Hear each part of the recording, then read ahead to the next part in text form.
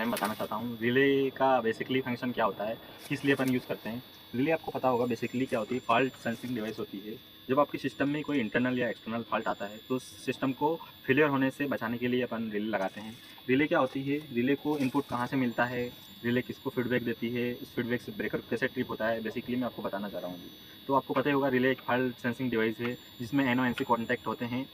और एक कॉमन होता है पॉइंट टर्मिनल। आपने देखा होगा एक रिले होती है जिसमें NO-NC कॉन्टैक्ट होते हैं, न्यूमेरिकल रिले, ऑक्सिलरी रिले देखी होगी आपने। तो उसमें क्या होता है, NO-NC कॉन्टैक्ट होते हैं और एक कॉइल होती है, पॉजिटिव नेगेटिव जो सप्लाई देते हैं, कॉइल उसका मैग्नेटाइज होती है और NO-NC कॉन्टैक्ट बनते हैं उससे। तो अभी आपको पता होगा रिले जो होती है, न्यूमेरिकल रिले अपन बेसिकली यूज़ करते हैं अभी प्लांटों में अच्छे 11 केवी सिस्टम में के लिए। तो अभी उसमें क्या होता है, रिले जो होती है उसको इनपुट कहाँ से मिलता है, उसको इनपुट मिलता है आपका 11 केवी का सिस्टम वोल्टेज है, तो उसको आपको CT और PT लगी होती है। जैसे आपका करंट से रिलेटेड कोई प्रोटेक्शन करना होगा तो आपको करंट इनपुट देना पड़ेगा रिले को, और अगर वोल्टेज से रिलेटेड आपको कोई प्रोटेक्शन करना है तो वोल्टेज इनपुट देने पड़ेंगे रिले को। तो अभी जो आपका CT और PT यूज़ करते हो आप, प्राइमरी और सेकेंडरी, आपने पता ही होगा CT में जो होता है प्राइमरी और सेकेंडरी करंट। प्राइमरी में आपका जैसे 200 एम्पीयर दिखाएगा तो सेकेंडरी में 1 एम्पीयर दिखाएगा। जैसे आपका 11 केवी का PT है तो ये प्राइमरी में 11 केवी दिखाएगा और सेकेंडरी में 110 वोल्ट दिखाता है PT में।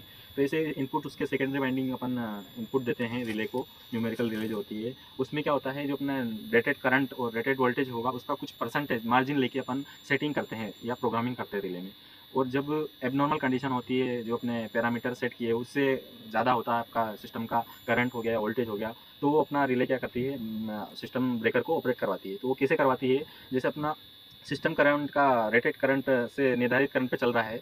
जैसे 100 एम्पीयर का मेरा चल रहा है, RYB तीनों फेज में 100 एम्पीयर चल रहा है, तो मेरा रेटेड मैंने जो सेटिंग किया हुआ है रिले पे 105 एम्पीयर का किया है। और 105 से अगर एक्सेस होता है या जैसे 110 एम्पीयर के आसपास जाता है तो मेरा ओवर वोल्टेज पे ही ट्रिप होना चाहिए। तो उसके लिए क्या होता है, रिले क्या करती है, करंट के पैरामीटर को रीड करती है। उसके बाद अपना जो मास्टर ट्रिप रिले होती है 86 जिसे बोलते हैं अपन, उसको फीडबैक देती है। उसको फीडबैक मिलने के बाद अपने ब्रेकर को कमांड जाता है।